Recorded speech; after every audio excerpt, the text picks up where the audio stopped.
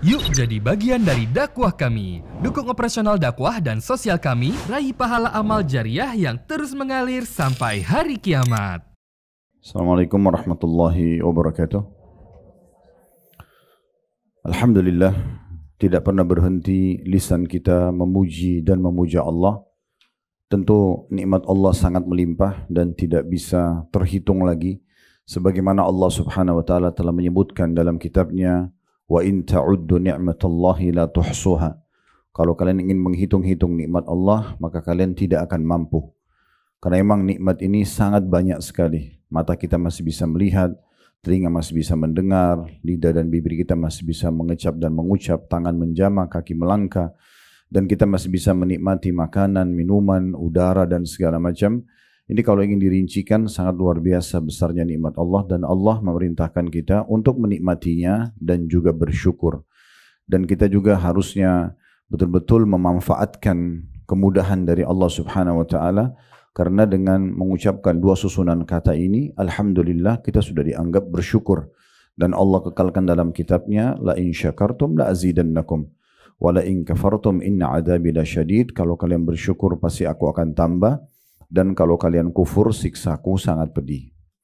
Selanjutnya kita panjatkan salam hormat kita kepada Nabi besar Muhammad sallallahu alaihi wa alihi wa sahbihi wasallam, sebagaimana Allah telah perintahkan kita untuk mengucapkan salam hormat tersebut, dan tentunya sebagai balas jasa karena beliau telah menghabiskan 23 tahun dari masa hidupnya semua untuk agama ini.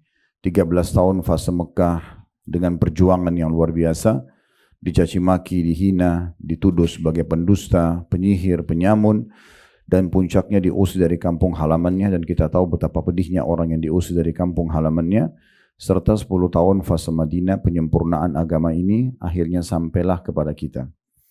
Baik, seperti biasa kita akan lanjutkan bedah buku kita yang ditulis oleh Dr. Sa'id bin Ali Wahf Al-Qahtani hafidahullah, dengan judul agar doa dikabulkan, sebab-sebab terkabulkan dan tertolaknya doa berdasarkan Al-Quran dan Sunnah.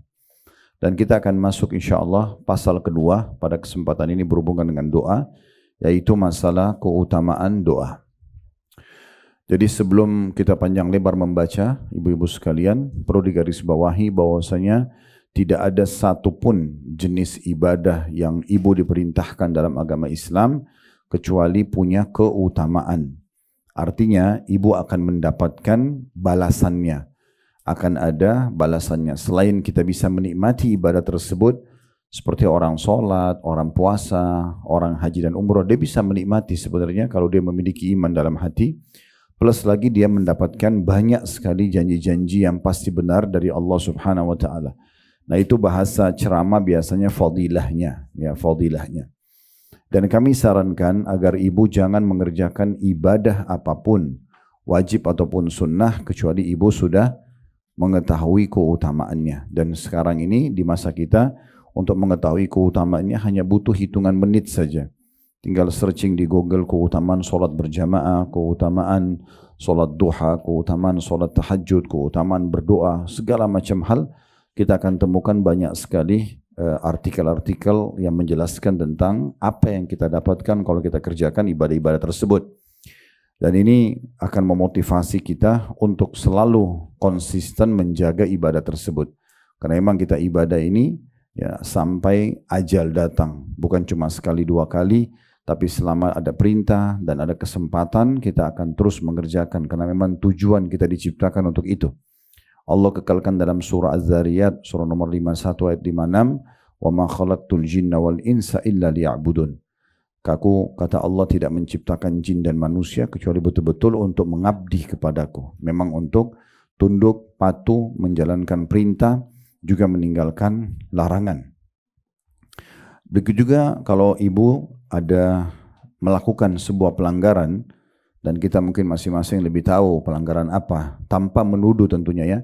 Tapi kalau ada seseorang muslim atau muslimah terjerumus dalam satu perbuatan yang dilarang atau dosa, bagaimana caranya supaya dia tinggalkan? Maka kata kuncinya adalah dia membaca ancamannya. Jadi kalau ibadah dia baca keutamaannya, kalau dosa dia baca ancamannya. Jadi ibu tinggal searching di Google misalnya ancaman berzina, ancaman riba, ancaman durhaka sama orang tua, apalah segala macam, akan ditemukan banyak sekali artikel-artikel yang berbicara tentang masalah itu. Itu nanti akan membuat kita mau meninggalkan dosa itu seketika, karena kita tahu ternyata ada ancaman yang berat. Nah, seperti itulah ya. Jadi ini dua kunci yang penting dalam pembukaan kita. Sekali lagi, kalau ibu ingin mengerjakan satu ibadah, ibu usahakan cari tahu apa janji Allah di ibadah itu, sehingga ibu tahu akan diberikan apa, dan itu akan membuat kita konsisten mau menjaganya. Begitu juga kalau kita berbuat dosa, untuk meninggalkannya kita tinggal membaca ancaman Allah subhanahu wa ta'ala. Terlebih lagi juga sekarang sudah ada media-media, kita mau audio, mau visual, ada Instagram, Facebook, YouTube, segala macam. Ini sangat mudah kita untuk mendapatkan potongan-potongan ceramah para da'i-da'i dan ulama-ulama kita. Baik, di pasal ini khusus memang dimulai dengan keutamaan doa, supaya kita mau konsisten untuk selalu berdoa. Dan sebelum kita baca juga keutamaan-keutamaan poin demi poin dari ayat-ayat Allah subhanahu wa ta'ala dan juga hadis-hadis Nabi SAW, perlu kita ingatkan kembali, doa itu adalah komunikasi seorang hamba dengan Tuhannya.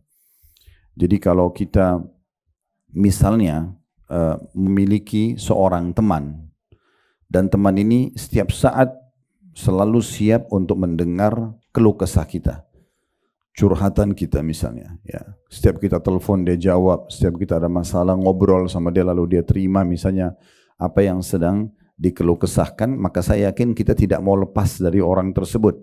Apalagi kalau orangnya bijaksana, dewasa, dan seringkali memberikan ide-ide yang baik, ya. Itu baru contoh kecil kalau ada seorang teman yang mungkin tidak setiap saat apapun kebutuhan kita bisa dipenuhi oleh dia. Mungkin dia hanya bisa memberikan ide, saran, tapi saya yakin kita akan merasa nyaman dengan orang seperti ini. Bagaimana kalau seandainya lebih tinggi daripada itu, ada seorang pemimpin di satu wilayah yang mengenal kita secara pribadi, dan setiap hari dia mengatakan, kapan saja kamu ada masalah, ada kebutuhan, silakan datang, saya akan penuhi.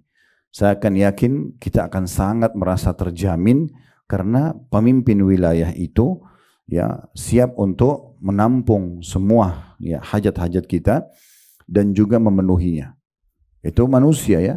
Sementara seorang penyair Arab mengatakan, jangan kau minta pada manusia, karena kalau kau minta pada manusia dia akan marah. Mungkin sekali, 2 kali, 10 kali kita minta, mungkin dia masih kasih. Tapi kalau sudah 15 kali, 20 kali, mungkin orang akan jenuh ya untuk terus melayani kebutuhan kita, kan gitu.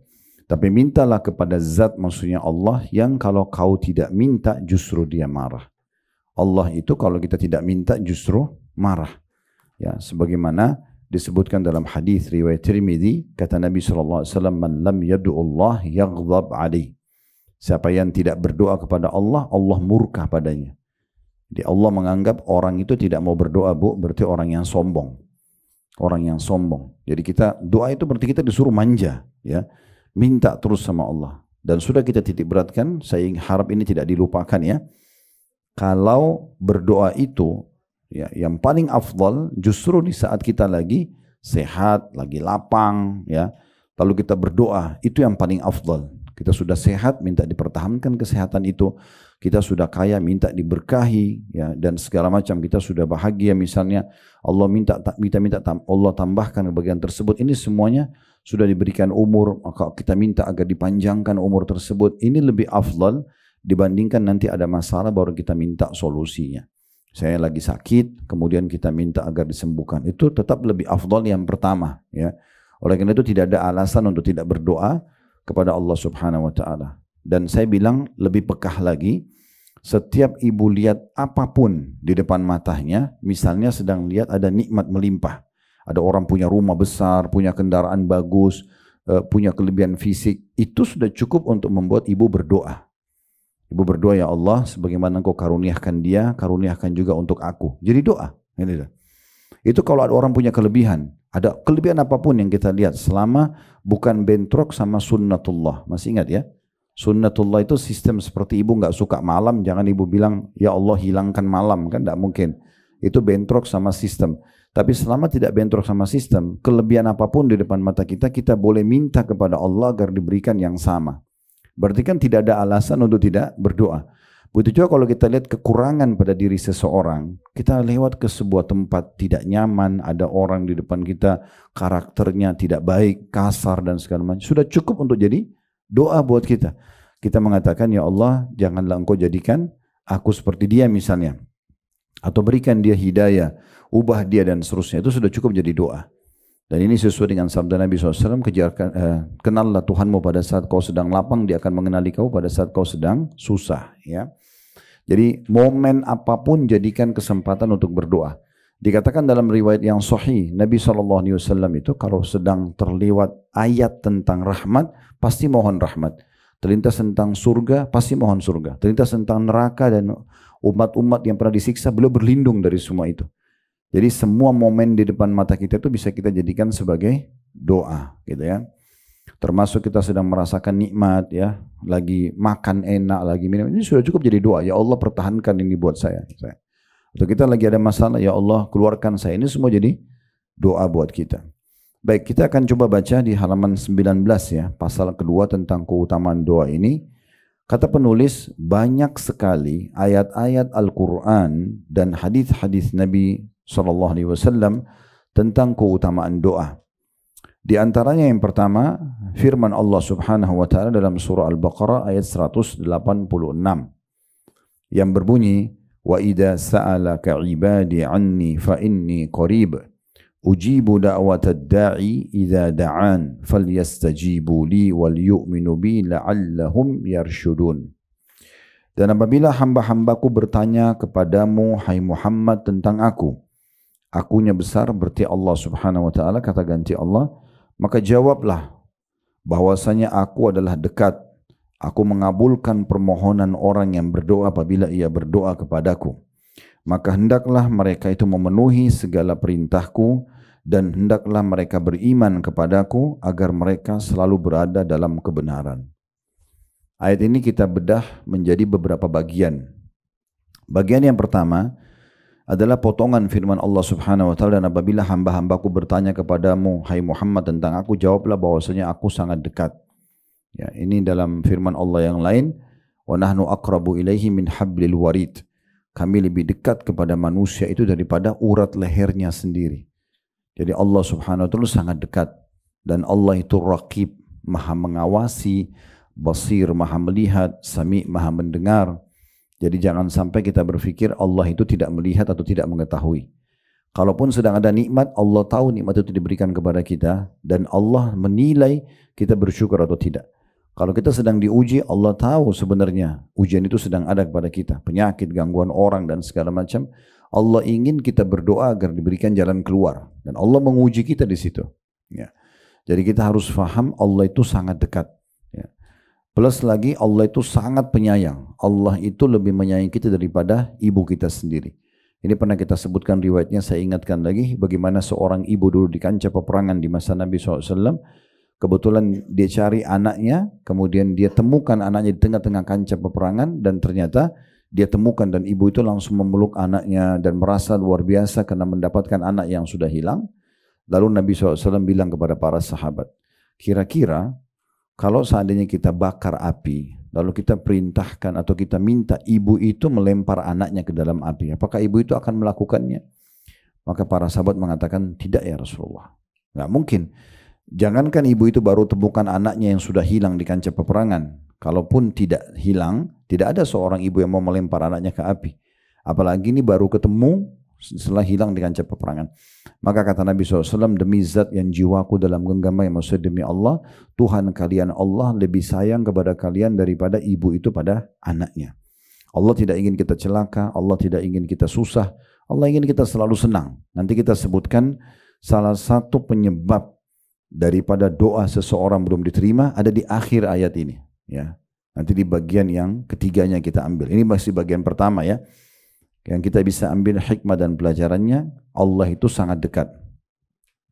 Kemudian yang kedua adalah aku mengabulkan permohonan orang yang berdoa apabila ia berdoa kepadaku. Dari potongan ini berarti tidak ada doa yang ditolak, kecuali ya ditunda atau tertunda pemberiannya. Kami sudah berikan penjelasan di beberapa pertemuan yang lalu ya. Kalau ibu sedang berdoa itu seperti volume, ya, volume radio, ya kalau kita naikin tuh ada garisnya ya. Mungkin ibu sudah berada di garis ketiga, mungkin tinggal 2 kali lagi berdoa sampai ke garis yang terbesarnya, yang tertingginya. Sebenarnya tinggal sedikit lagi berdoa, tapi kita kadang-kadang sudah berhenti. Makanya Nabi SAW mengatakan pasti diterima doa seseorang di antara kalian selama dia tidak tergesa-gesa. Kata para sahabat, ya Rasulullah, bagaimana cirinya orang tergesa-gesa itu? Kata Nabi SAW, dia bilang, saya sudah berdoa, tapi belum lihat jawabannya, maka dia tinggalkan doa tersebut. Mungkin tinggal sekali, mungkin tinggal 2 kali, mungkin tinggal sepekan dia berdoa, Allah akan kasih. Dan makin ditunda pemberian doa tersebut, maka makin membeludak dan makin memuncak pahala kita dapatkan. Karena kata Nabi SAW, kalau Allah mendengar doa yang indah dari seorang hamba, misalnya ibu terus merengek sama Allah, terus memuji-muji Allah, terus mohon kepada Allah, maka Allah menerlambatkan jawabannya. Memang Allah sengaja menerlambatkan. Untuk apa? Agar hamba tersebut tetap dalam doanya. Saya sudah kasih contoh tuh hari. Kalau ibu sakit, ibu bilang, ya Allah sembuhin saya. Sembuh tiba-tiba. Apakah ibu masih berdoa? Ibu berhenti. Tapi Allah kasih kita seminggu. Seperti orang kalau ke dokter ada dosis obat. Nah, seperti itu sebenarnya. Jadi, kalau kita sudah mulai mengajukan proposal kita, permohonan pada Allah, itu pastikan sudah ada ijabahnya. Ya, cuman tinggal menunggu waktunya saja. Dan kata sebagian ulama, andai saja orang yang rutin berdoa di dunia itu mengetahui bagaimana besarnya pahala akan dia dapatkan di hari kiamat dari doanya. Ini kita tidak bicara pemberian jawabannya ya. Tapi proses dia berdoa itu, andai saja dia lihat bagaimana besarnya pahala dalam proses dia berdoa seminggu, 2 minggu, 1 bulan itu, maka dia akan berharap seumur hidupnya dia berdoa selama di dunia. Jadi tidak ada yang sia-sia. Walaupun ibu belum lihat jawabannya, terus aja ibu merengek. Proses itu berpahala di sisi Allah subhanahu wa ta'ala. Kemudian yang ketiga, potongan ayatnya ini yang harus dipenuhi agar doa ibu diijabah. Gitu kan? Allah mengatakan, oleh karena itu hendaklah mereka memenuhi segala perintahku. Ya, syaratnya itu. Kan gini bu, saya kasih rasional. Ibu kalau kerja di satu perusahaan, ibu sedang mengajukan ke dirut perusahaan untuk dinaikkan payrollnya, gajinya misalnya. Ibu lagi ajukan, kira-kira apa yang ibu lakukan setelah proposal itu, permohonan itu masuk ke meja dirut? Ugal-ugalan kah kita? Misal kita jadi malas datang, pekerjaan kita asal-asalan, atau supaya diterima menjadi meningkat gajinya tadi, kita malah tunjukkan prestasi. Nah masalahnya kita tidak seperti itu kalau berdoa. Banyak orang pada saat dia ajukan permohonannya sama Allah, dia malah sholat. Kita nggak bicara lagi sholat wajib ya. Harusnya ibu tuh lebih rajin sholat tahajud, sholat duha, lebih banyak sedekah, lebih banyak baca Quran. Itu seperti pegawai sedang liatin ini loh prestasiku. Nah supaya itu bisa goal gitu ya. Nah kadang-kadang tidak lakukan itu masalahnya. Jadi justru kita lebih giat menunjukkan kepada Allah, kita makin rajin kerjakan perintah. Kita makin rajin dan makin jauh dari larangan. Nah seperti itu. Maka akan sangat dekat dengan diterimanya proposal atau permohonan itu. Ya bu ya. Jelas ya? Allahu a'lam. Ya, ngangguk-ngangguk tapi nggak tahu ini, paham nggak? Nah. Ya, soalnya ada orang di pengajian, iya. Nah, begitu keluar nggak diamalkan. Sama aja nanti pertanyaannya, saya sudah berdoa lama Ustaz, nggak terima jawabannya. Dari tadi kita jelasin tuh, ya. Jadi ini harus mengerjakan semua perintah. Jadi ajukan permohonan harus diikuti dengan bukti kalau memang saya berharap itu diterima ya. Ibu kalau mau utang, maaf ini contoh saja, sama orang. Bagaimana ibu mengajukan dia? Saya mau butuh utang, kasih saya. Gitu? Kan nggak mungkin ya. Pasti kita mohon ngerengek, bahkan nangis. Kalau perlu anaknya sakit di bawah. Ini buktinya. Kenapa sama manusia begitu, sama Allah tidak begitu? Kan gitu. Harusnya lebih daripada itu. Makanya Ibnu Qayyim rahimahullah, seorang ulama, beliau pernah lewat di rumah seorang ibu. Ibu itu lagi marah sama anaknya. Saking marahnya anaknya diusir keluar. Masih kecil. Terus ditutupin pintu. Anak itu nangis-nangis. Ngerengek-ngerengek. Kena capek nangis. Anak itu nggak pergi. Dia tertidur depan pintu. Nah, akhirnya ibunya nggak tega juga. Dibuka pintu. Digendong anak tersebut. Ibnu Qayyim bilang, Maha suci Allah. Andai saja seorang hamba seperti anak itu pada Tuhannya. Anak itu pada ibunya. dan begitu dia sama Tuhannya, maka pasti akan diijabah. Karena Allah lebih penyayang daripada ibu dari anak kepada anaknya, gitu kan. Allah lebih penyayang kepada kita daripada ibu kepada anaknya. Seperti itulah. Jadi itu harusnya ya, hendaknya mereka itu agar diijabah doanya, maka memenuhi semua perintah. Perintah Allah itu bersih dua ya. Perintah mengerjakan ketaatan, perintah meninggalkan pelanggaran, larangan. Nah ini penting ya. Ada orang sholat iya, tapi melanggar terus. Masih gosip, masih ini, masih itu. Ini susah. Dia iya prestasi tapi melanggar. Gini gimana caranya? Kalau di perusahaan ini tetap dapat surat SP ya. Ibu misalnya pekerjaannya angkanya 1 sampai 10, ibu kerjaan sampai 10, tapi ibu telat datang, ibu sering ganggu temannya, tetap aja kena surat peringatan, kan gitu. Nah seperti itulah. Kemudian syarat yang kedua, hendaklah mereka beriman kepadaku, agar mereka selalu berada di atas kebenaran. Apa maksudnya beriman, Bu? Ibu yakin dengan keberadaan Allah Subhanahu wa Ta'ala. Ada banyak orang berdoa, tapi Allah ada nggak sih? Allah dengar nggak sih? Nah itu tidak beriman namanya, atau kurang imannya ya. Harus diikuti dengan penuh keyakinan Allah sedang mendengar doa saya ini, walaupun sekali ibu berdoa, ibu harus penuh keyakinan ini Allah dengar dan Allah akan terima. Makanya kata Nabi SAW dalam sebuah hadis, nanti mungkin akan disebutkan dalam hadis-hadis kita ya. Kalau saya belum baca hadis-hadisnya, tapi yang jelas ada hadis Nabi SAW, Udu rabbakum mukinuna bil ijabah. Berdoalah kalian pada Tuhan kalian dalam kondisi penuh keyakinan akan diterima. Yakin Allah ada mendengar, yakin Allah akan kasih.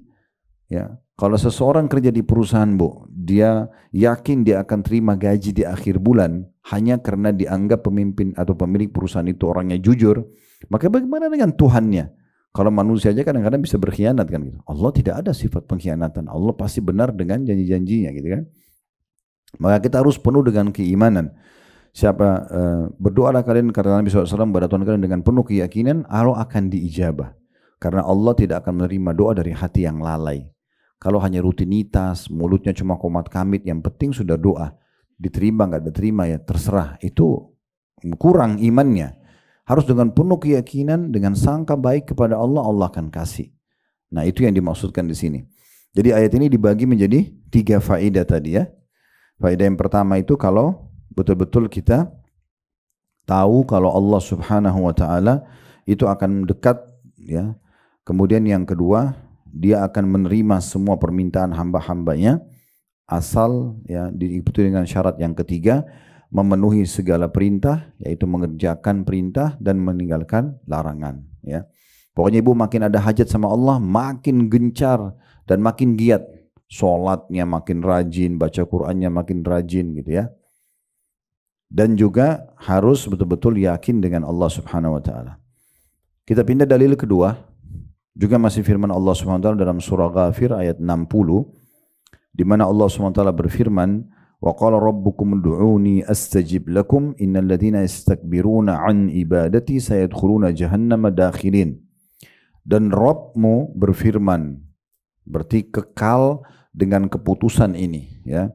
Berdoalah kepadaku, niscaya akan kuperkenankan bagimu. Sesungguhnya orang-orang yang menyombongkan diri dari menyembahku, gak mau ibadah, gak mau berdoa, akan masuk neraka jahanam dalam keadaan hina dan dina. Di sini kita bagi dua penjelasan dan faedah daripada ayat ini. Yang pertama, adanya perintah berdoa dan dipastikan akan diijabah. Ibu perlu adil dengan diri sendiri, Bu ya. Kalau misalnya ibu pertemukan, anggap umur seseorang misalnya 40 tahun. Selama 40 tahun ini, kira-kira doa mana yang belum diterima dan doa mana yang sudah diterima. Kalau kita mau adil, kita akan temukan yang kita diterima itu jauh lebih banyak. Ya. Mungkin yang tidak diterima itu 1-2. Allah Subhanahu wa Ta'ala bisa memang tidak memberikan karena Allah tahu itu baik buat dia, sehingga Allah tidak kasih. Berapa banyak orang yang mohon menikah dengan seseorang lalu batal, tidak jadi. Setelah 5-6 tahun baru dia tahu, bersyukur untung saya tidak nikah sama dia. Ternyata dia koruptor, ternyata dia ini dan itu misal. Berapa banyak orang begitu. Dia tidak jadi bisnis sama si fulan. Ternyata memang orang itu kebongkar kedoknya beberapa tahun kemudian memang penipu misalnya. Contoh. Berapa banyak orang seperti itu keadaannya kan. Jadi memang kita harus tahu ada banyak doa-doa kita yang sudah diijabah, ada yang belum dikasih tapi bisa saya tidak dikasih, itu belum dikasih karena Allah tahu itu bahaya buat kita, atau memang Allah menundahnya melihat menguji hamba tersebut mau enggak dia serius minta nih. Ya, kadang-kadang kan gitu ya, kita lihat ada satu orang minta bantuan, tolong bantu saya punya anak saya sakit. Ada sebagian orang di antara kita mungkin berpikir, ini orang serius gak sih? Kita lihat, oh ternyata dia ajukan lagi yang kedua kali, yang ketiga kali. Nah itu dengan begitu kita lebih terdorong untuk membantu kan. Nah kurang lebih gambarannya seperti itu. Kurang lebih gambarannya seperti itu. Kita ambil nih, kita adil Bu ya, dalam keseharian. Berapa kali kita, bukankah kita tiap hari lapar ya? Kadang-kadang kita cuma ucapin begini, ah lapar nih. Itu muncul ide, mau makan apa ya. Dengan segera kita bisa dapatkan makanannya, dengan nikmatnya kita habiskan dan tiba-tiba lapar kita hilang. Itu jangan salah loh ya, dengan kita cuma bilang lapar sebenarnya kita sedang memohon itu supaya ada makanan. Itu juga doa kan gitu.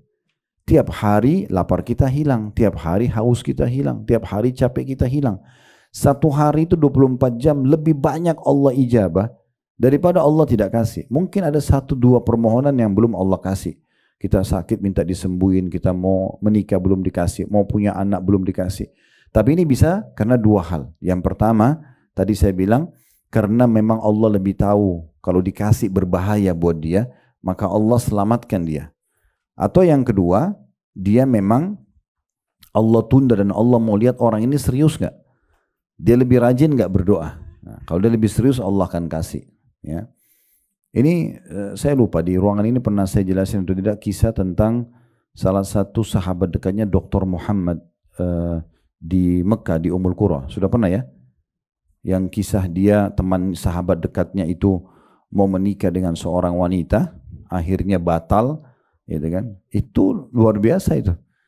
Sampai Dr. Muhammad bilang saking ngerengeknya teman saya ini, antara azan dan iqamah lagi sholat tahajud, selalu ya Allah tolong kembalikan perempuan itu supaya nikah sama saya. Allah nggak kasih.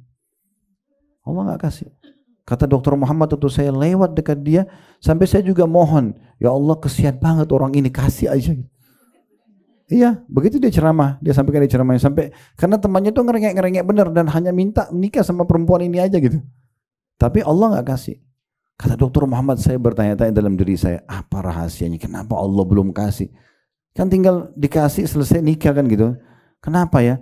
Justru saya tahu setelah perempuan itu menikah sama laki-laki lain. Baru sebulan menikah, ternyata perempuan itu divonis kanker payudara yang harus dipotong payudara kanannya. Bulan kedua menular ke payudara kiri, jadi 2 bulan menikah tanpa payudara.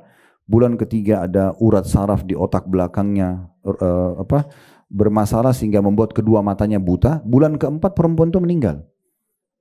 Itu kisah nyata terjadi di Saudi. Kata beliau, saya justru tahu bagaimana sayangnya Allah sama teman saya. Justru setelah perempuan itu nikah sama laki-laki lain. Kalau dia nikah sama laki-laki itu, perempuan itu, mungkin cuma jadi perawat saja dia. Dia nggak bisa nikmatin pernikahannya. 4 bulan pertama semuanya dengan ujian, kan gitu. Tapi Allah selamatkan dia dengan caranya. Nah itu hikmah-hikmah yang sangat besar, kan gitu. Hikmah-hikmah yang sangat besar ya. Seperti itu kurang lebih gambarannya. Jadi dari potongan ayat ini kita ambil pelajaran penting sekali ya. Allah akan mengijabah doa gitu kan. Dan cara memahaminya, berlaku adil dengan diri kita, ternyata lebih banyak doa yang Allah sudah berikan daripada Allah belum berikan. Dan kalau Allah belum berikan, cuma 2 keadaannya. Allah selamatkan kita dari sesuatu yang berbahaya buat kita. Walaupun kita masih bisa berdoa, nggak apa-apa. Ya, ya. Atau memang Allah ingin melihat keseriusan kita. Ya, makin giat nggak dia beribadah tadi. Dia makin sedekah, dia makin zikir, dia makin menjaga tutup auratnya, dia makin segala macam. Sehingga Allah melihat, oh ini orang ini serius ya. Seperti itulah. Potongan yang kedua justru ancaman. Ya ini berat sekali. Akan diancam dengan neraka jahanam bagi orang yang tidak mau berdoa. Di sini ulama tafsir mengatakan makna firman Allah SWT, sesungguhnya orang-orang yang menyombongkan diri dari menyembahku, maknanya adalah berdoa kepadaku. Karena puncak daripada penyembahan kepada Allah doa. Sebagaimana sabda Nabi SAW, ad-doa huwal ibadah. Berdoa itu adalah puncak daripada ibadah.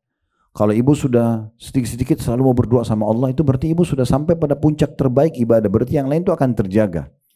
Tapi kalau orang malas berdoa, itu berarti dia akan jauh dari ibadah-ibadah yang lainnya. Ya. Yang ketiga, firman Allah Subhanahu wa taala dalam surah Al-A'raf ayat 55 sampai 56 yang berbunyi, "Ud'u rabbakum tadarruan wa khufyah, innahu la yuhibbul mu'tadin, wa la tufsidu fil ardi ba'da islahiha, wad'uuhu khaufan wa tama'a, inna rahmatallahi qaribun minal muhsinin." Berdoalah kepada Rabbmu dengan berendah diri dan suara yang lembut. Sesungguhnya Allah tidak menyukai orang-orang yang melampaui batas. Dan janganlah kamu membuat kerusakan di muka bumi sesudah Allah memperbaikinya, dan berdoalah kepadanya dengan rasa takut, ya, dalam kurung tidak akan diterima dan harapan akan dikabulkan. Sesungguhnya rahmat Allah itu amat dekat kepada orang-orang yang berbuat baik. Di ayat ini kita bisa bagi menjadi 5 bagian, ya, faedah daripada ayat Al-Quran. Yang pertama adalah adanya perintah Allah Subhanahu wa taala, dan ini masuk dalam syarat-syarat diterimanya doa, ya. Adanya perintah untuk berdoa kepada Allah Subhanahu wa taala, di situ disebutkan dengan berendah diri dan suara yang lembut, enggak teriak-teriak, gitu ya. Allah Maha dengar. Di sini maksudnya berendah diri adalah ibu menunjukkan rasa butuhnya pada Allah.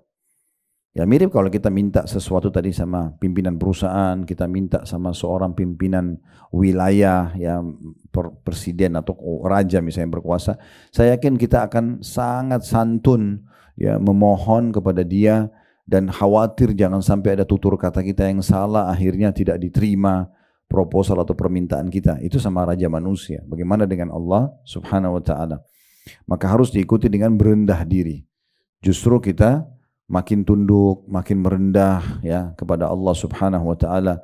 Termasuk merendah kepada Allah adalah merendah atau tawadhu dengan hamba-hamba yang lain, ya. Jadi jangan ibu merasa, yaudah saya merendah sama Allah, ya Allah mohon-mohon, tapi begitu ketemu sama manusia sombong. Nah itu juga masuk tuh, ya. Berarti dia tidak merendah namanya. Karena termasuk orang yang merendah, tawadhu kepada Allah Subhanahu wa taala adalah tawadhu kepada makhluknya. Ya.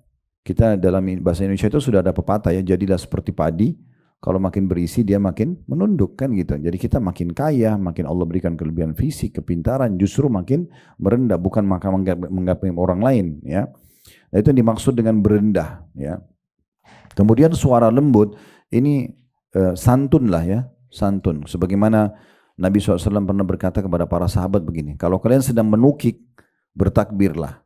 Pesawat lagi take off, mobil kita lagi menukik, kita lagi jalan, kita naik tangga, bertakbirlah. Nah, baca Allahu Akbar gitu, ya. Dan kalau kalian sedang nurun, kalau pesawat mungkin landing, ya, itu bertasbihlah, bacalah subhanallah, subhanallah gitu, ya. Rupanya ada satu sahabat waktu dia dengar itu, dia karena semangatnya, kudanya dia pulang dari peperangan itu lagi menukik, dia teriak Allahu Akbar, suara keras gitu. Maka Nabi SAW waktu dengar suruh panggil orang itu. Lalu Nabi SAW mengatakan, kecilkan suaramu, karena zat yang sedang kamu seru tidak tuli. Gak usah teriak-teriak, Allah dengar. Untuk apa? Pakai mikrofon besar-besar ganggu orang, teriak-teriak. Kan gak usah. Kalau azan iya, tapi kalau dia berdoa untuk hajat dia, untuk apa? Nanti akhirnya terbuka pintu riak dan segala macam, mengganggu orang lain. Kita berdoa sendiri saja. Kecuali memang kita lagi memandu doa, beda, ya. Pembaca doanya iya, dia kerasin suara supaya orang dengar, gitu kan. Kami kadang-kadang kalau bimbing umroh di depan Ka'bah, selepas sholat di belakang makam Ibrahim, memang saya ajak jemaah berdoa.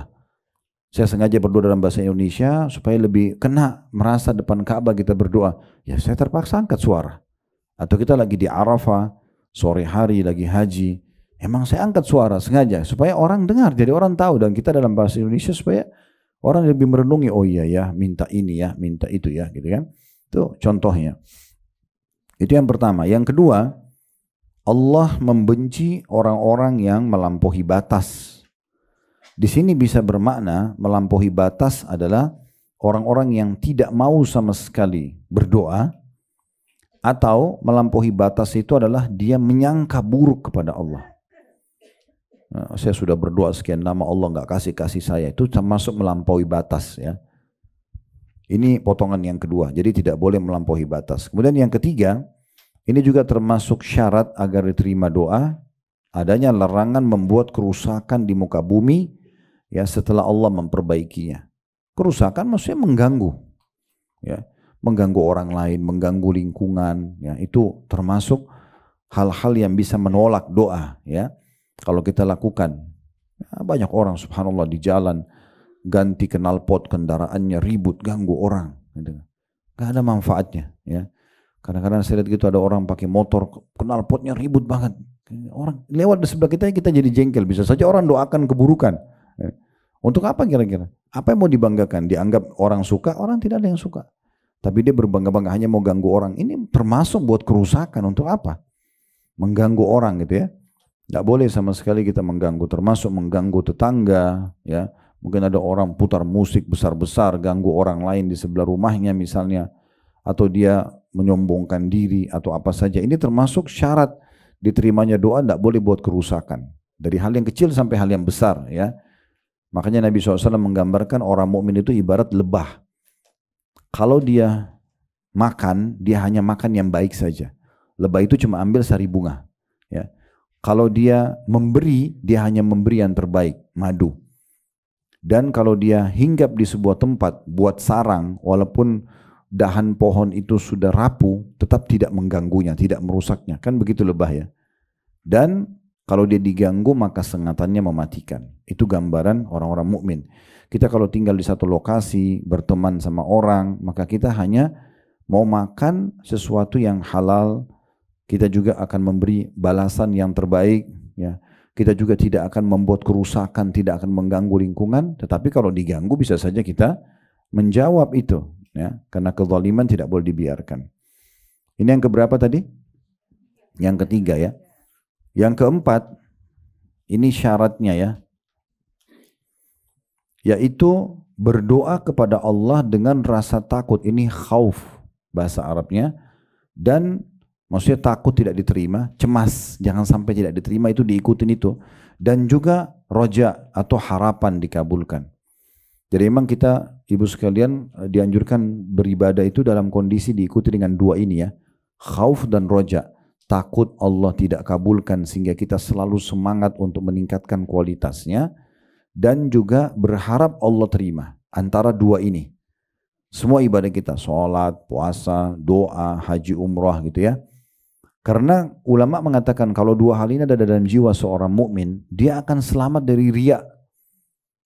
Karena dia takut nanti tidak diterima. Sekarang orang kalau ada rasa khauf dan roja, rasa takut Allah tidak kabulkan dan berharap Allah berikan, dia akan hati-hati sekali menjaganya kan. Sehingga dia tidak berani mau ngomong sama orang, nanti riak nih. Ya. Jadi dia selalu jaga. Nah itu salah satu syarat diterimanya doa adalah kita berada di antara dua ini. Khauf, rasa khawatir Allah tidak terima sehingga kita selalu menjaga kualitasnya, dan roja, berharap agar Allah berikan. Yang terakhir, yang kelima, adalah syarat juga diterimanya doa, sesungguhnya rahmat Allah amat dekat dengan orang-orang yang berbuat baik. Jadi maksudnya tadi ini mirip dengan ayat yang sebelumnya ya. Jadi kalau mau hajat ibu dipenuhi, justru makin tunjukkan kerajinan kita, kebaikan kita di hadapan Allah Subhanahu wa taala. Makin kita lebih berzikir, makin kita bakti sama orang tua, makin kita baiklah ya. Maka itu makin dekat dengan diijabahnya doa. Gak mungkin doa diijabah dengan orang ugal-ugalan, itu gak mungkin gitu kan.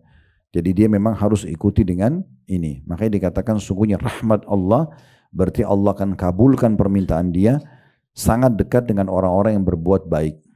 Dan alhamdulillah agama Allah Subhanahu wa taala itu mengajarkan semua yang baik-baik itu didukung.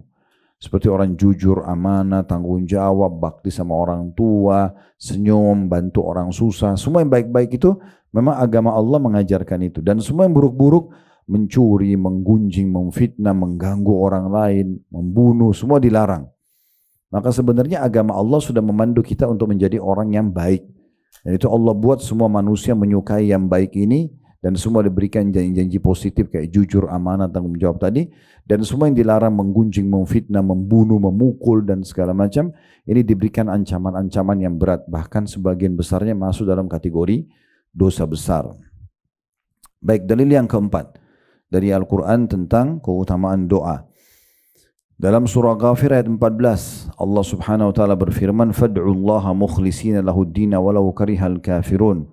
Maka sembahlah Allah ya, dengan memurnikan ibadah kepadanya meskipun orang-orang kafir tidak menyukainya. Dari ayat ini kita ambil satu pelajaran ya, bahwasanya Allah Subhanahu wa taala akan menerima semua jenis ibadah di antaranya doa kalau betul-betul murni karena Allah, artinya ikhlas. Ibu bukan berdoa karena riya, karena ingin dipuji oleh orang. Jadi kita perlu catat poin penting ya. Syarat diterimanya amal ada dua. Umumnya amal. Ikhlas karena Allah dan mutaba'ah. Mutaba'ah itu mengikuti Nabi Muhammad SAW. Baru bisa diterima. Kalau ibu ikhlas, tulus karena Allah, tapi ibadahnya nggak pernah Nabi contohkan, nggak diterima. Ibu mengikuti Nabi SAW, sholatnya udah benar seperti Nabi ajarin, puasanya, hajinya, tapi nggak ikhlas, riya, nggak diterima juga. Harus dua-duanya terpenuhi. Ikhlas dan mutaba'ah. Betul-betul tulus karena Allah, tidak berharap pujian orang, dan juga berharap atau mengikuti contoh dari Nabi SAW. Ada sebuah hadis dalam bab jihad, Bu. Bunyinya begini, ada seorang sahabat bertanya, "Ya Rasulullah, apa yang akan didapatkan oleh seseorang yang berjihad, tapi dia tulus karena Allah, cuma diikuti dengan keinginan kecil saja, popularitas. Supaya dibilang pahlawan, kesatria, dapat pahala enggak? Ikhlas karena Allah. Dia karena Allah berperang betul-betul, ditinggalkan keluarganya, bawa hartanya di medan perang, siap mati karena Allah. Tapi ada keinginan juga supaya dipuji. Apa dapat sesuatu? Kata Nabi SAW, la syai'a lahu. Enggak ada apapun pahalanya. Lalu orang itu ulangi tiga kali Nabi jawab, enggak ada apa-apa buat dia. Lalu beliau mengatakan, sungguhnya Allah tidak akan menerima amal kecuali yang ikhlas karenanya. Supaya ibu faham ini, kira-kira orang riya itu apa yang dikejar sih? Pujian orang. Saya mau tanya Bu, kalau ibu dipuji oleh orang, apa manfaatnya? Badannya tambah gemuk? Bertambah cantik? Tambah kaya? Tambah pintar? Apa kira-kira yang didapat coba? Enggak ada kan? Itu seperti angin lalu dan pujian orang sepanjang lidahnya saja. Oh kamu hebat. Terus dapat apa? Ada orang kadang-kadang kejar itu. Unik sekali. Ini semalam suntuk sholat tahajud dari jam 2 malam sampai azan subuh. Sudah bagus ikhlas karena Allah. Besok pagi cerita sama temannya. Semalam itu saya nangis. Misal. Semalam itu begini. Hilang semuanya itu. Jadi gini, sederhana. Ibu bukan saya ajarin, tapi saya berbagi tips sederhana kalau mau riya. Kalau mau riya ya. Ibu ini ceritanya sholat malam, mau riya. Gak usah tunggu besok pagi cerita. Malam itu datangi rumah yang ibu jadikan target. Misalnya ibu siapa? Ketuk bel rumahnya. Saya mau sholat, lihat ya. Gitu selesai. Untuk apa nunggu besok pagi? Kan lama-lama susah setengah mati baca ayat, ngantuk. Terus besok cerita, hilang pahalanya. Udah dari malam-malam aja bel rumahnya. Saya mau sholat, lihat ya. Selesai kan. Kan gitu. Kan rugi banget ya. Jadi nggak ada gunanya. Oleh karena itu, amal ibu kalau tidak ada yang tahu, udah nggak usah cerita. Kalau kebetulan orang lihat ya udah biar aja. Kalau setan bisikin, tuh orang lihat kamu, a'udzubillahi minasyaitonirrajim. Kita tidak perlu pujian orang gitu ya. Ya, intinya kalau ibu sedang melakukan ibadah dan tidak ada yang tahu, udah ibu aja sama Allah dan malaikat sudah catat, gitu kan? Nggak usah diceritain.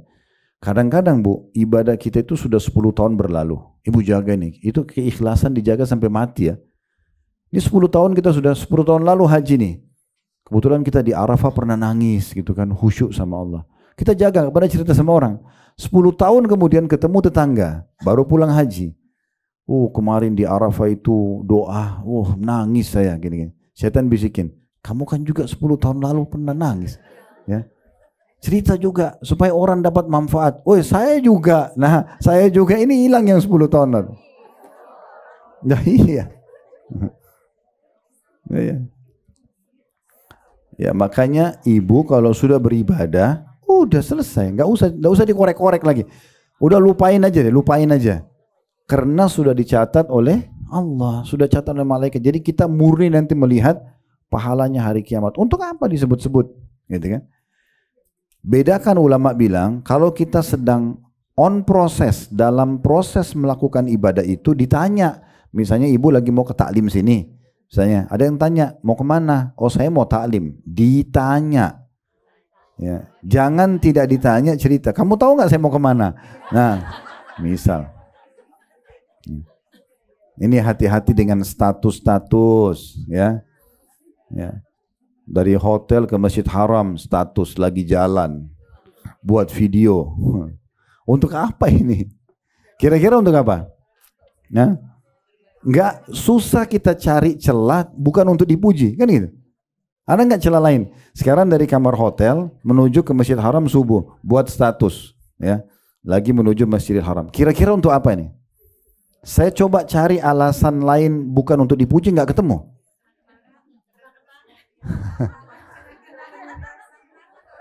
Kalau kenang-kenangan jangan di status. Kenang-kenangan simpan aja di handphone. Iya nggak? Status ini kan dibaca orang. Tujuannya untuk orang tahu kan gitu. Ini mulai ada pembenaran. Kalau untuk diikutin orang bukan begitu caranya. Misalnya ibu naik pakai travel bagus, rekomendasikan ke orang, itu ada travel bagus sana, cukup udah kan, nanti itu satu paket, dia sholat, dia tahu kan satu paket.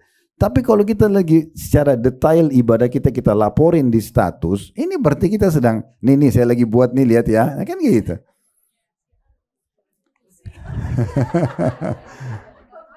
Ya udah, pokoknya saya sudah kasih kata kuncinya, hati-hati, karena daripada nggak terima sama sekali, sayang, udah lebih baik nggak usah. Kalau kita sedang ditanya, bedanya itu ya, umumnya riya dengan tidak riya itu ditanya atau tidak ditanya. Kan gitu. Ibu misalnya hari Kamis, besok puasa. Nah, ibu kalau ditanya, silakan makan. Oh ya maaf, saya lagi puasa. Nggak apa-apa, kan kita lagi ditanya. Kamu puasa nggak? Kamu puasa? Saya puasa loh. Nggak ada yang nanya. Nggak ada yang nanya. Dia sendiri sengaja kan gitu. Berarti tujuannya memang untuk dipuji. Pokoknya kapan tujuannya dipuji manusia, udah riya, udah selesai. Dan hilang pahalanya. Karena kata Nabi SAW, al-yasir min riya syirik. Sedikit saja riya sudah syirik. Sudah syirik, nggak boleh. Nah renungi hadis ini ya. Saya pernah panjang lebar jelaskan hadis ini 1 jam lebih. Hanya untuk menjelaskan makna hadis ini. Menjadi khutbah Jumat, menjadi ceramah, ya. Itu kata Nabi SAW, Inna Allah yuhibbut taqiyul ghaniyul khafi. Allah itu sangat cinta dengan hambanya memiliki 3 sifat ini. At-taqi, taqi itu suka bertakwa. Patuh sama Allah. Allah perintahkan apa? Iya. Wajib atau sunnah dikerjakan semua. Yang dilarang semua ditinggalkan. Itu taqi namanya. Pokoknya ibu menjadi hamba yang Allah bilang boleh, boleh. Allah tidak boleh, tidak boleh. Itu namanya orang yang bertakwa. Dan ini ada lebih dari 226 ayat term dengan berbagai macam term dalam Al-Quran itu bicara tentang masalah ketakwaan. Besar kali keutamaannya gitu ya. Kemudian ghani, orang yang kaya suka berinfak. Dia kaya sumbernya halal, dia juga suka berbagi sama orang. Ini Allah cintai. Dan yang ketiga, itu adalah khafi. Orang yang suka merahasiakan amalnya. Nah, ada kata kunci bu. Ibu kalau nggak cerita amalnya ibu, Allah akan bongkar amal ibu setelah ibu meninggal. Itu ulama bilang begitu ya. Jadi kalau ibu misalnya suka sedekah nih kasih 1 orang, ibu nggak cerita sama siapa, antara ibu sama dia, ibu transfer, ibu kasih. Misalnya ada 1 janda maaf dibantu atau 1 rumah anak yatim atau apa ya, ibu sering transfer, tidak ada yang tahu. Nanti ibu meninggal itu ada Allah punya cara membongkarnya. Oh rupanya dia yang suka bantu tuh. Tapi kan sudah aman kita dari riya ya, karena kita sudah meninggal. Biasanya justru jadi contoh bagi orang lain. Justru jadi contoh bagi orang. Dinukil sebuah kisah, ada seorang salaf dulu di kota Madinah, itu selama 20 tahun bu, dia berinfak setiap malam untuk 100 keluarga, dikasih di tengah malam ya. Jadi antara sholat tahajud dengan sholat subuh. Dia selalu setiap malam bungkus gandum, dia takarannya tidak disebutin, tapi bisa kita anggap 1 kilo lah, sekilo tuh untuk 100 kakak, berarti 100 kilo tuh, ya. Dipikul di pundaknya, ditaruh di kantong-kantong kecil. Dia datang ke rumah orang-orang miskin di kota Madinah, dia nggak ketuk ya, taruh dia pergi. Jadi orang miskin pun yang terima tidak tahu kalau dia yang kasih. 20 tahun tuh dijaga sama dia. Istrinya pun tidak tahu. Kapan ketahuan? Allah bongkar pada saat dia meninggal, jenazahnya waktu dimandiin. Yang mandiin ini lihat di pundak sebelah kanannya itu ada bekas warna hitam karena suka pikul balam berat. Malam-malam 100 kilo. Gandum kan berat banget gitu ya. Terus ditanya istrinya, apa ini bekas di badan suami Anda? Dia bilang, saya juga tidak tahu. Tetapi saya biasa lihat suami saya antara setelah sholat tahajud sampai subuh, itu dia sering pikul-pikul barang gitu, keluar. Tapi saya juga tidak tanya untuk apa. Kemudian tersebar berita, setelah 2-3 hari dia meninggal, rupanya yang biasa keluarga yang biasa terima bantuan itu sudah terputus. Maka akhirnya Allah punya cara membongkar, ternyata dia yang selama ini membagi itu. 20 tahun tidak ada yang tahu. Coba bayangin tuh, luar biasa mereka menjaga gitu ya. Jadi kalau orang tidak tahu nggak usah diceritain. Ini penting sekali ya. Masalahnya Bu, riya itu bukan hanya menghancurkan amal, tapi dia bagian daripada dosa besar. Bukan dosa ya, bukan dosa biasa, dosa besar riya itu. Karena dia syirik kecil.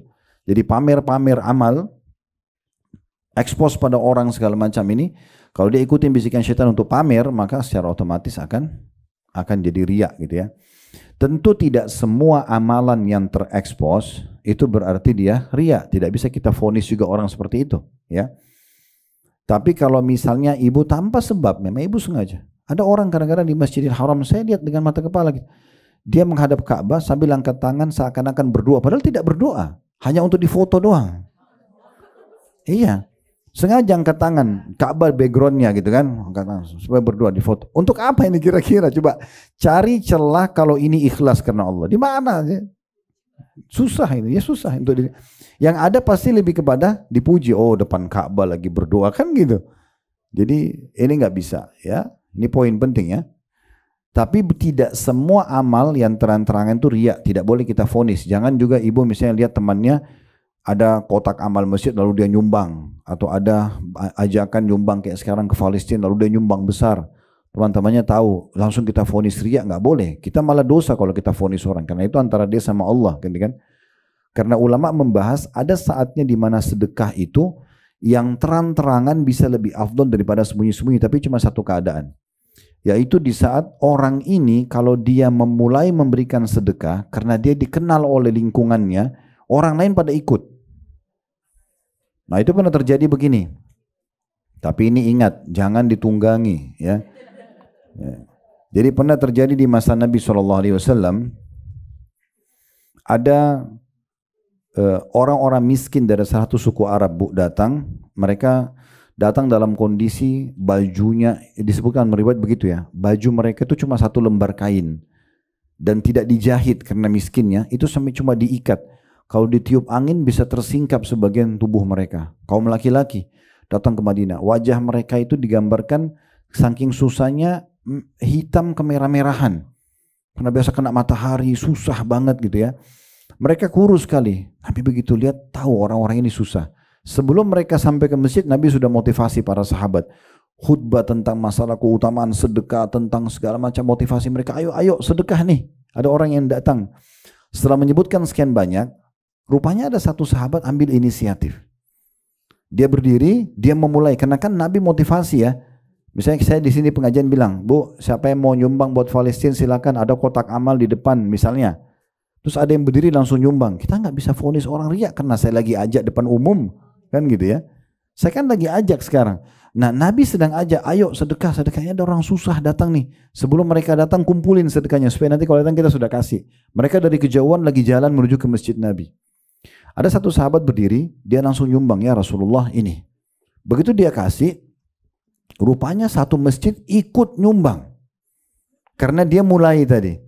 Apa kata Nabi SAW? Siapa yang menunjukkan pada kebaikan, dia akan panen pahala orang yang mengikutinya tanpa dikurangi sedikitpun dari pahala orang tersebut. Tapi di sini ada motivasi dari Nabi SAW, ayo sedekah, nah gitulah. Kayak lagi diajak, ayo sedekah sekarang, nah gitu ya. Jadi bukan sengaja ibu bersedekah lalu kemudian ibu sengaja sampaikan pada orang. Nah bukan seperti itu ya. Jadi ini tidak bisa. Jadi hati-hati juga, jangan kita terjerumus dengan memvonis orang lain riya, atau kita malah yang ya terjerumus dengan kesalahan yang sudah kita sebutkan tadi. Nah seperti itu gambarannya. Baik, selanjutnya Jadi di sini dikatakan meskipun orang-orang kafir tidak menyukainya ya. Jadi berdoa saja terus walaupun orang kafir mengatakan kamu itu terlalu alim apa, tidak usah peduli. Ya. Intinya kita berdoa saja. Dalil yang kelima masih surah Ghafir ayatnya 65. Huwal hayyu la ilaha illa huwa fad'uuhu mukhlishina lahuddin alhamdulillahi rabbil alamin. Dialah yang hidup kekal, tiada Tuhan yang berhak disembah melainkan Dia, maka sembahlah Dia dengan memurnikan ibadah kepadanya, segala puji bagi Allah Rabb semesta alam. Di sini kita ambil 3 pelajaran dari firman Allah SWT ini, surah Ghafir ayat 65. Yang pertama, adanya pengenalan Allah Subhanahu wa taala tentang dirinya, tentang zatnya yang maha mulia, kalau Dia itu hidup kekal, abadi selama-lamanya, dan Dialah zat yang menciptakan kita, sehingga hanya Dia yang boleh kita mohon berdoa kepadanya. Kemudian yang kedua yang bisa diambil adalah adanya perintah ikhlas. Ini mirip dengan dalil nomor 4 tadi ya. Sembahlah Dia Allah dengan memurnikan ibadah kepadanya. Kita sudah bilang tadi kalau ibu tidak memenuhi 2 syarat, ikhlas dan mutaba'ah, ikhlas dan mengikuti Nabi SAW, maka tidak diterima. Ibu penuhi salah satunya saja pun tidak diterima, harus dua-duanya. Kemudian yang ketiga adalah adanya penjelasan bahwasanya ikuti doa-doa kalian dengan, ya, di sini dikatakan pujian, segala puji bagi Allah. Ini pernah kita jelaskan Bu ya, salah satu syarat ibu diterima doa juga, ibu mulai dengan alhamdulillah, kemudian wassalatu wassalamu ala rasulillah. Itu minimal sekali. Ibu puji Allah minimal dengan alhamdulillah, kemudian baca salat para nabi, baru sampaikan hajat kita, ya. Tentu ini berlaku pada doa masalah, doa yang ibu punya hajat sama Allah. Kalau doa itu sudah ditentukan tempatnya, waktunya dalam syariat, kita tidak apa-apa tidak baca, dimulai dengan alhamdulillah wassalatu wassalamu ala rasulillah. Contoh doa masuk kamar mandi. Karena kita memang begitu depan kamar mandi ditentukan waktu dan tempatnya. Kita enggak usah bilang alhamdulillah wassalatu wassalamu, langsung saja Allahumma inni a'udzubika minal khubuthi wal khaba'ith misalnya. Mau makan baca bismillah, alhamdulillah habis makan, maka kita langsung aja, gitu kan. Maaf, doa interaksi biologis, kemudian doa keluar rumah. Ini kan ada penentuan waktu dan juga tempatnya ya. Nah, kayak itu tidak perlu baca alhamdulillah. Tapi kalau doa masalah, doa hajat ibu ingin disembuhkan penyakit, dipenuhi kebutuhannya dan segala macam, ibu mulai dengan memuji Allah dan baca salawat kepada Nabi SAW. Karena Nabi SAW mengatakan kepada seorang sahabat pada saat masuk masjid, tiba-tiba dia bilang, Allahumma gfirli, ya Allah maafkan dosa-dosaku. Lalu Nabi SAW mengatakan, ista'jala hadza.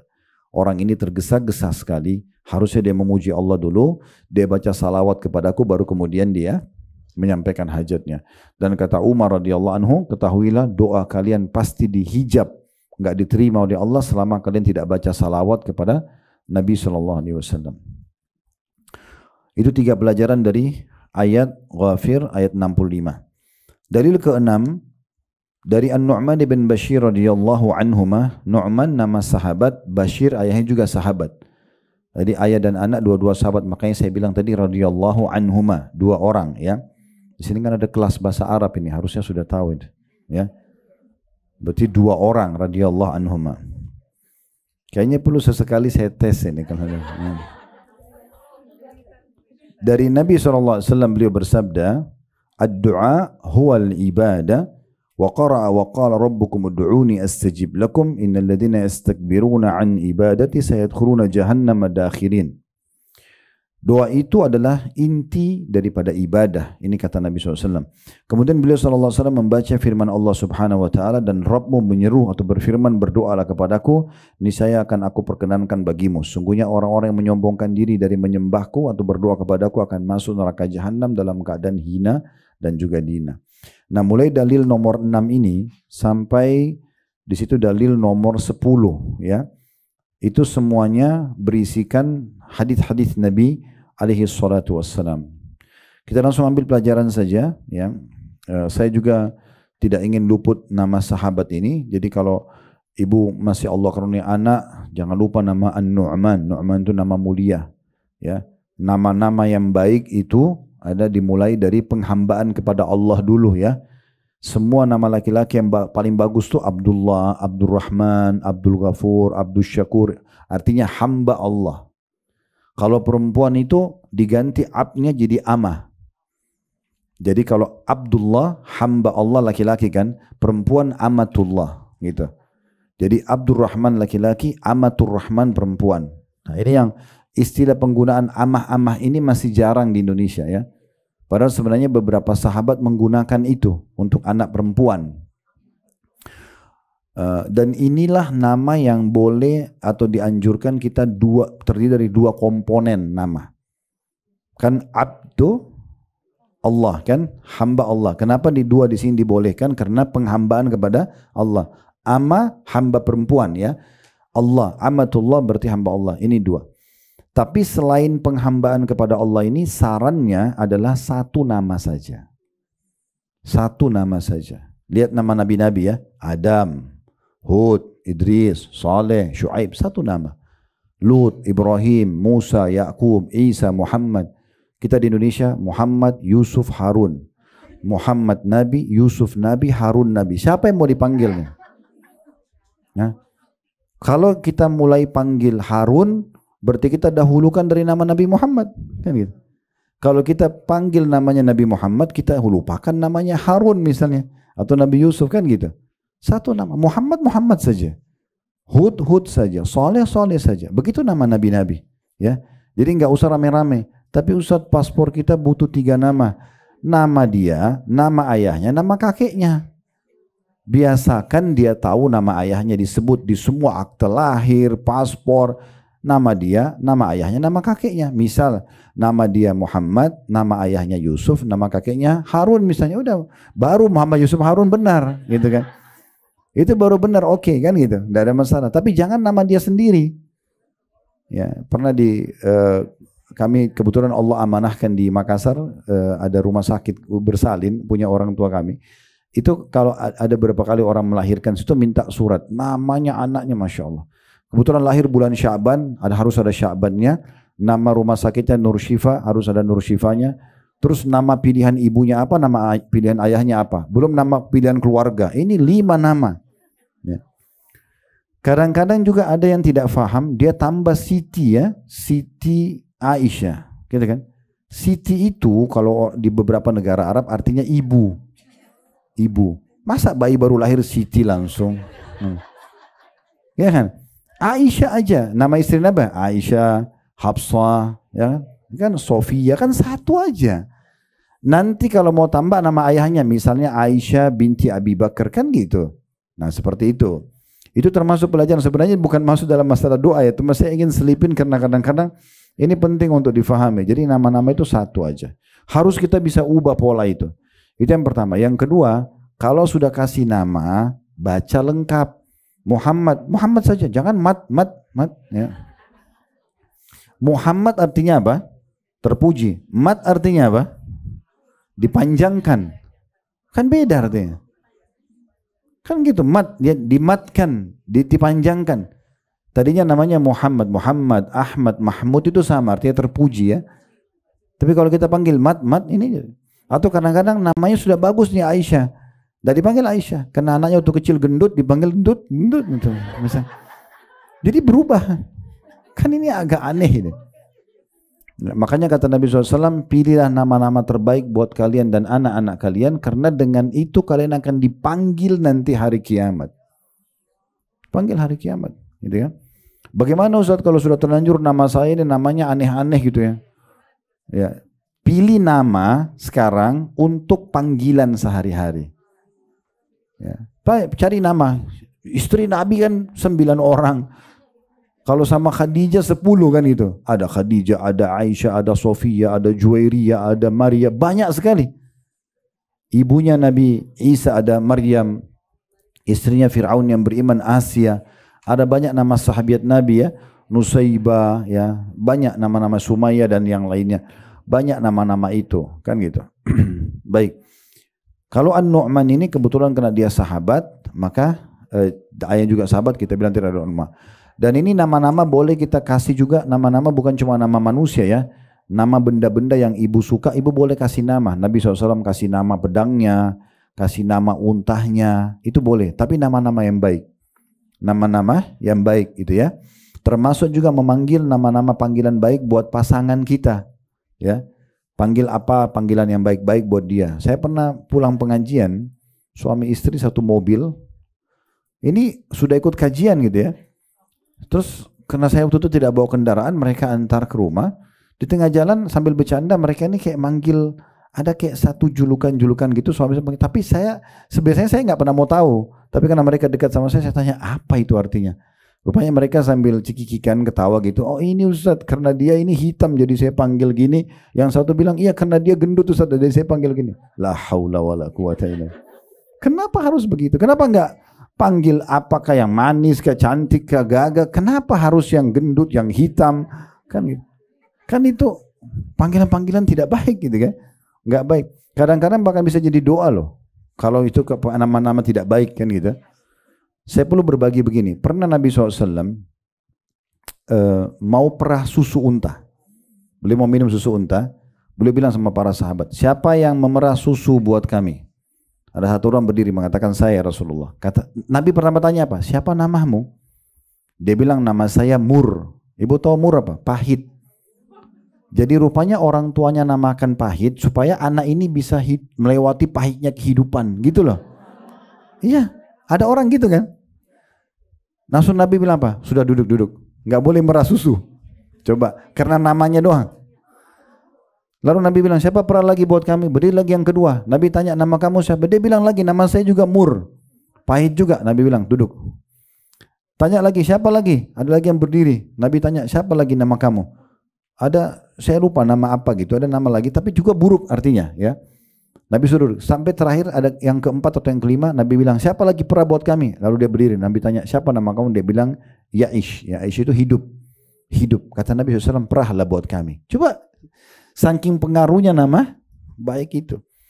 Ada satu hadis lagi saya mau sampaikan juga. Nabi SAW pernah mau lewat di sebuah tempat. Kebetulan pas mau lewat, dihimpit jalan itu, dihimpit dengan dua gunung. Sebelum jalan, Nabi tanya, siapa yang tahu namanya dua gunung ini? Rupanya ada satu sahabat bilang, saya tahu ya Rasulullah. Sebelah kanan Anda namanya Fadih. Fadih itu pembongkar aib. Orang iseng namain itu. Dan ini gunung ini namanya. Tapi arti itu buruk. Fadih. Kalau sebelah kiri Anda namanya Mukhzi. Mukhzi itu penghina.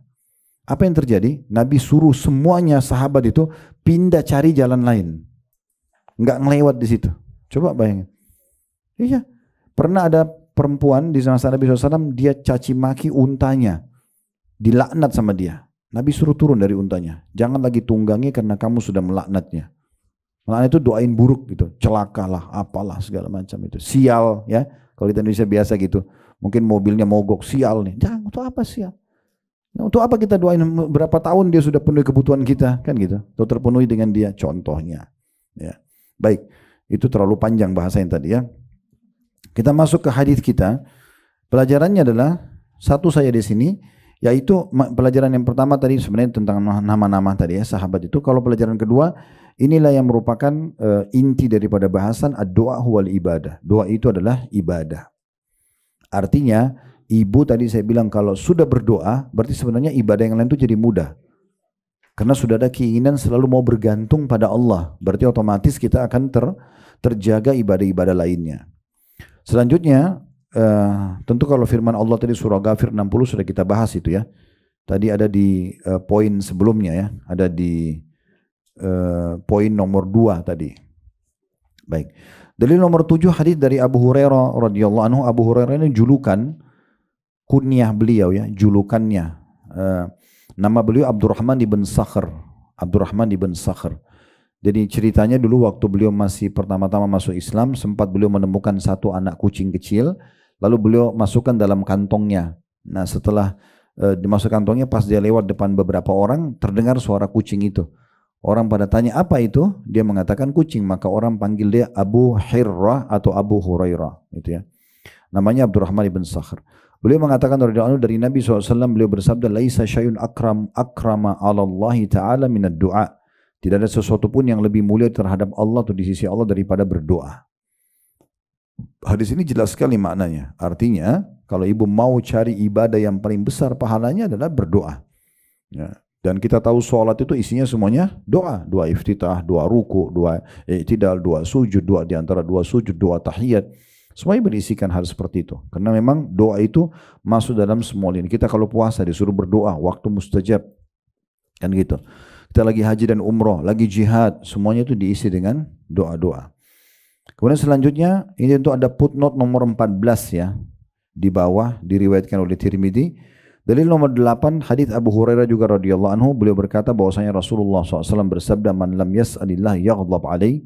Barang siapa yang tidak meminta kepada Allah, maka Allah akan murka padanya. Ini juga sudah kita jelaskan makna hadisnya tadi ya. Jadi ibu kalau tidak berdoa justru Allah anggap ibu sombong. Maka itu Allah marah sama kita kalau kita tidak berdoa. Dan seperti ungkapan penyair, janganlah sekali-kali meminta bantuan kepada anak keturunan Adam, tapi mintalah kepada pemilik pintu rahmat yang tak pernah ditutup. Allah murka bila engkau tidak meminta kepadanya, sedangkan anak keturunan Adam marah apabila diminta. Lalu kenapa kita tidak minta sama Allah? Gitu kan. Dalil ke-9 dari Abu Hurairah radhiyallahu anhu bahwasanya Nabi SAW bersabda, "Ma min muslimin yad'u bi da'watin laisa fiha ithmun wala qati'atu rahimin illa ataahu Allah biha ihda thalath. Imma an tu'ajjala lahu da'watuhu wa imma an yaddakhiraha lahu fil akhirah wa imma an yansarifa anhu min as-su'i mithlaha." Qalu idzan nukthir, qala Allahu akthar. Tidaklah seorang muslim berdoa memohon kepada Allah yang dalam doanya tersebut tidak ada unsur dosa.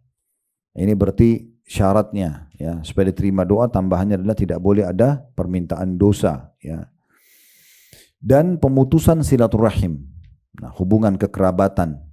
Jadi kalau ada kerabat ibu tidak mau berhubungan sama ibu, tidak apa-apa, ibu tetap jangan putus dia. Misal sampai ada satu kerabat kita benci banget sama kita, oh pokoknya kamu nggak boleh datang ke rumah apalah segala macam. Oke, kita nggak datang ke rumahnya, tapi kita nggak niat memutusnya. Karena memutus hubungan sama dia, misalnya kalau dia salam kita jawab, atau kita ketemu kita mulai salam, maka itu bisa termasuk putus silaturahim. Ya. Apalagi kedua orang tua, itu penting sekali ya untuk selalu menjalin. Ini salah satu penyebab diterimanya doa dengan silaturahim, justru kalau memutus silaturahim terputus doa tersebut. Kalau saya ulangi lagi, tidak ada seorang muslim berdoa memohon kepada Allah yang di dalamnya, dalam doanya tersebut tidak ada unsur dosa dan pemutusan silaturahim atau silaturahim, melainkan Allah memberikan salah satu dari 3 perkara. Yang pertama, Allah segerakan permohonannya tersebut. Jadi bisa Allah langsung kasih pada saat itu. Ya Allah sembuhkan, maka Allah sembuhkan. Dan sudah pernah saya jelaskan Bu ya, ijabah dari Allah itu datang sesuai dengan sistem yang sudah Allah buat. Misalnya kita lapar nih, ya Allah lapar. Bukan laparnya hilang langsung. Ada sistem yang sudah Allah buat. Jadi kita nanti dapat makanan, kita kunyah dulu, kemudian ditelan, diproses usus baru laparnya hilang. Kan begitu. Nah itu namanya prosesnya. Maka harus difahami ada proses dalam penerimaan doa tersebut. Ya. Kita sakit, ya Allah sembuhin saya. Allah nggak akan lemparin obat dari langit. Tapi kita nanti kalau berdoa nih tengah malam, ya Allah tolong terima doa saya, sembuhin saya dan segala macam. Besok kita ketemu teman, nggak sengaja ngobrol masalah penyakit kita. Lalu dia bilang, oh di sana ada dokter yang bagus tuh. Terus kita ke sana, konsultasi cocok, obat cocok. Bukan karena dokternya, tapi ijabah dari doa kita. Ya Allah bukain saya rezeki. Besok tiba-tiba ada yang tawarin rumahnya mau dijual. Jangan buru-buru tolak. Walaupun tidak ada uang, mungkin ibu bisa tawarin ke orang lain. Misalnya contoh. Jadi ada saja pintu-pintunya. Jadi seperti itu. Allah berikan langsung. Atau kata Nabi SAW, Allah jadikan simpanan baginya di akhirat. Dia nanti dalam bentuk pahala, gitu kan, di hari kiamat. Ini pernah saya jelaskan di awal, kita jelaskan bab doa. Nanti di hari kiamat ada orang akan diberikan pahala bergunung-gunung. Lalu mereka bertanya kepada para malaikat, ini pahala dari mana? Amal apa? Kata para malaikat, ini doa-doa kalian yang belum kalian lihat jawabannya di dunia. Diberikan dalam bentuk pahala di akhirat. Maka kata Nabi SAW, mereka pada saat itu serentak semuanya berharap agar doanya belum ada yang dikasih di dunia. Karena besarnya pahala yang mereka dapat. Kemudian yang ketiga, atau Allah hindarkan dari kejahatan seukuran dengan permintaannya. Jadi ada musibah mungkin yang akan menimpa kita, itu jadi nggak jadi karena kita berdoa. Para sahabat berkata, kalau begitu kami akan banyak-banyak meminta, berdoa. Kata Nabi SAW, Allah tetap lebih banyak rahmatnya. Maksudnya walaupun kalian minta banyak, tetap akan tidak pernah habis ya stoknya Allah. Minta apa saja Allah kasih. Selama tidak minta yang haram, tidak putus silaturahim, maka insya Allah Allah akan kasih. Ya. Dalil yang ke-10 dan ini yang terakhir dari Salman Al-Farisi radhiyallahu anhu. Al-Farisi karena di negeri Persia ya, mereka disilakan dengan Al-Farisi ya. Beliau berkata bahwasanya Rasulullah SAW bersabda, Inna rabbakum tabaraka wa ta'ala hayyun karim, yastahi min abdi idha rafa yadaihi ilaihi an yaruddahuma sifran. Sesungguhnya Allah yang maha suci lagi maha agung, maha pemalu dan maha mulia. Dia malu terhadap hambanya, N-nya besar kata ganti Allah, apabila hambanya itu mengangkat kedua tangannya kepadanya, lalu dia mengembalikannya dalam keadaan kosong. Itu ada footnote nomor 17 di bawahnya, diriwayatkan Abu Dawud, Tirmidzi, Ibnu Majah dan seterusnya. Dari hadits ini kita ambil pelajaran bahwasanya pelajaran pertama, Allah Subhanahu wa taala memiliki sifat-sifat yang mulia, maha suci. Pertama, suci dari segala macam kekurangan. Jadi apapun kekurangan manusia, lapar, haus, ngantuk, sakit, itu tidak ada semua sama Allah. Allah maha suci dengan segala macam kekurangan. Lagi maha agung, semua keagungan yang kita bisa lihat dari raja-raja dunia itu cuma sebagian kecil daripada kemahaagungannya Allah Subhanahu wa taala sebagai pencipta. Kemudian maha pemalu, ya Allah Subhanahu wa taala memang pemalu dan memerintahkan hambanya untuk punya sifat malu. Ya sampai kata Nabi SAW, man lam yastahi falyaf'al ma yasha, atau kama qala Nabi SAW. Siapa yang tidak malu dia buat apa saja. Tapi sifat malu akan mengontrol orang dari pelanggaran-pelanggaran agama gitu ya. Kemudian dan maha mulia, ya, mulia berarti Allah Subhanahu wa taala itu tahu bagaimana memuliakan hamba-hambanya yang memohon kepadanya. Lalu disebutkanlah dari 4 sifat ini, ya, ini pelajaran kedua yang bisa diambil dari hadis, yaitu dia malu terhadap hambanya. Salah satu sifat malunya Allah, dia malu pada hambanya yang kalau mengangkat kedua tangannya kepadanya kemudian Allah kembalikan kosong. Berarti pasti diijabah, ya, asal dipenuhi syarat-syaratnya tadi. Dan pelajaran yang terakhir di sini adalah bagaimana Allah Subhanahu wa taala menganjurkan kita berdoa dengan mengangkat tangan, ya. Boleh mengangkat tangan, boleh juga tidak mengangkat tangan. Dua-duanya pernah dikerjakan oleh Nabi sallallahu alaihi wasallam.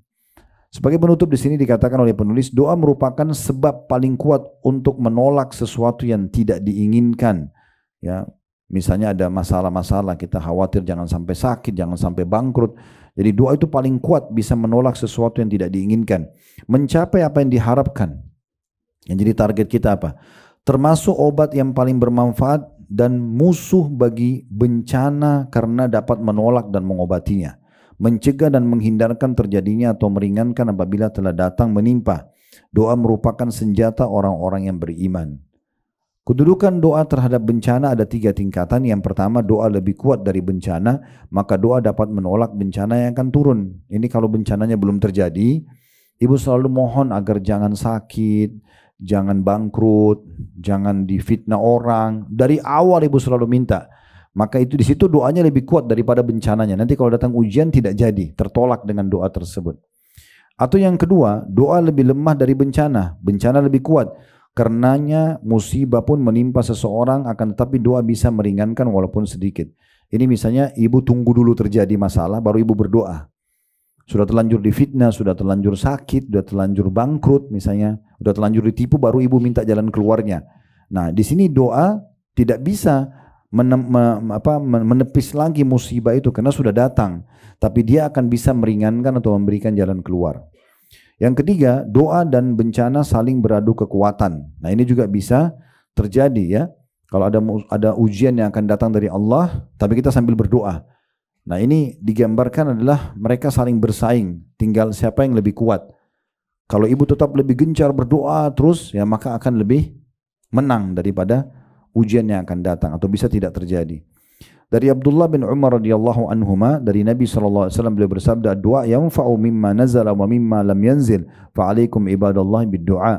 Kata Nabi SAW, doa itu memberi manfaat kepada apa yang telah turun terjadi untuk mengeringankan atau memberikan jalan keluar, dan yang belum turun, belum terjadi. Oleh sebab itu berdoalah kamu wahai hamba-hamba Allah. Semua tetap akan ada manfaatnya. Sebelum terjadi akan bisa tertepis, musibah itu tidak terjadi. Kalau sudah terjadi akan memberikan jalan keluarnya. Dan yang terakhir adalah dari Salman radhiyallahu anhu, beliau berkata bahwasanya Rasulullah SAW bersabda, la yuruddul qada'u illa du'a wa la yazidu fil umri illa albir. Tidak akan menolak ketentuan Allah kecuali doa, dan tidak akan menambah umur seseorang kecuali berbuat kebaikan. Dari hadis ini kita ambil 2 pelajaran. Yang pertama, bahwasanya ya, keputusan Allah tentang ujian bisa tertolak dengan doa. Bisa tertolak dengan doa selama belum terjadi. Oleh karena itu kita disuruh berdoa sama Allah di saat lapang supaya jangan ada penyakit ya yang menimpa kita. Pelajaran yang kedua, setiap perbuatan baik itu akan menambah umur. Maksudnya menambah umur, menambah keberkahan, Bu ya. Menambah keberkahan ya. Ada hadis Nabi SAW yang berbunyi, siapa yang ingin dipanjangkan umurnya, diluaskan rezekinya, maka hendaklah dia melanjutkan silaturahim, gitu kan. Pertanyaannya, apakah bertambah angka umurnya? Misalnya Allah tentukan di Lauhil Mahfuz 70 tahun jadi 75 misalnya. Allahu alam, pendapat yang paling kuat, pendapat di sini Ibnu Taimiyah pernah menyampaikan rahimahullah, adalah yang bertambah keberkahannya. Jadi maksudnya orang kalau ada si A sama si B, si A suka silaturahim, si B tidak suka silaturahim. Dua-duanya 70 tahun. Kita akan temukan si A yang suka silaturahim ini keberkahan hidupnya banyak sekali. Dia udah berapa bangun masjid, udah punya rumah anak yatim, udah banyak sekali yang dia kerjakan kebaikan dibandingkan dengan si B yang tidak silaturahim. Itu maknanya keberkahan dalam umur. Jadi berkah itu kayak misalnya ibu duduk 1 jam, 2 jam duduk, itu manfaatnya banyak banget dibandingkan dengan orang yang kalau yang lainnya mungkin duduk tapi omong kosong aja. Nah seperti itu keberkahan namanya. Itu yang dimaksud dengan perbuatan baik akan memanjangkan umur, maksudnya menambahkan keberkahan dalam umur tersebut. Allahu a'lam. Baik, ini bahasanya insyaallah kita akan masuk ke depannya pasal ketiga tentang syarat-syarat terkabulnya doa dan hal-hal yang menghalangi terkabulnya doa itu sendiri.